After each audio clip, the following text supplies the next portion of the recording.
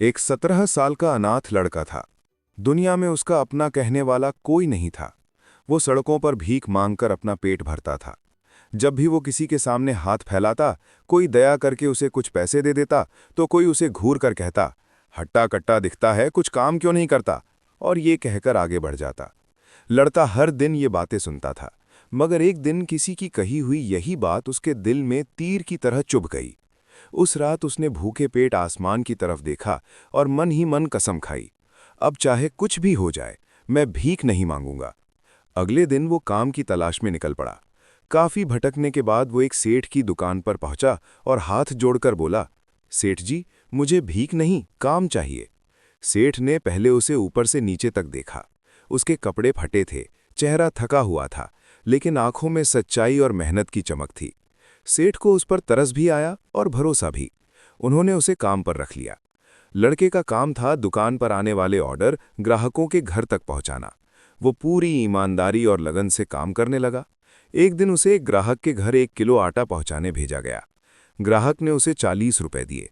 लड़का पैसे लेकर लौट तो पड़ा, लेकिन रास्ते भर सोचता रहा। गेहूं 20 रुपए किलो, पिसाई 4 रुपए, यानी कुल खर्च 25 रुपए, और आटा बिका 40 रुपए में, मतलब 1 किलो पर 15 रुपए का फायदा। उसके दिमाग में बिजली सी कौंधी। उसे पहली बार समझ आया कि लोग सिर्फ सामान नहीं बेचते, अक्ल, सुविधा और मेहनत भी बेचते हैं। उस दिन से उसने चुपचाप सोचना शुरू किया।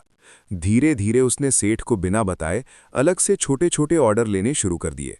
वो लोगों के घर आटा, दाल, चावल जैसी चीजें पहुंचाने लगा। उसकी मेहनत, फुर्ती और ईमानदारी के कारण लोग उससे खुश रहने लगे। सिर्फ 2 महीने में उसने 40,000 रुपए बचा लिए। अब उसके अंदर आत्मविश्वास आ चुका था। उसने सेठ की नौकरी छोड़ दी और अपना छोटा सा काम शुरू कर दिया। शुरुआत छोटी थी, लेकिन इरादे बड़े थे। वो सुबह से रात तक मेहनत करता, हर ग्राहक से विनम्रता से बात करता, और धीरे धीरे उसका काम बढ़ने लगा। छोटी सी नहड़ी दुकान बनी, दुकान गोदाम बना, और देखते ही देखते वही लड़का एक बड़ा व्यापारी बन गया। लोग अब उसे इज्जत से मालिक कहकर बुलाते थे। एक दिन वो अपनी दुकान पर बैठा हिसाब देख रहा था, तभी एक 15 साल का दुबला पतला लड़का उसके पास आया।